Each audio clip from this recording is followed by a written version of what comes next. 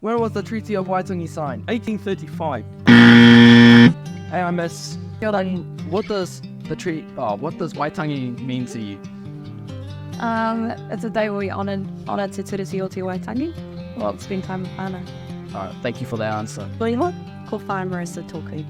Okay, what are you doing on Waitangi Day? Well, the plan was to go to Te Puia. They have some events on, high stores, etc. And then there's a concert later in the night. Good morning, Paris. Good morning. I'm good, thanks. Thanks for asking. What's this Waitangi That's a good question.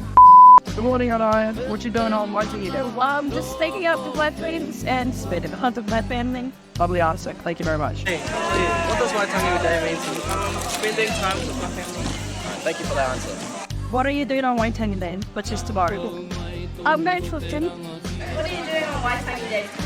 Enjoying life with my whānau, family and friends. Good morning, Kingston. What are you going to be doing on Waitangi Day? And that's just tomorrow too. I will be skateboarding all day. Waitangi Day means I think Waitangi Day is the, what is Waitangi Day? So what are you going to be doing on Waitangi Day? you just staying at home.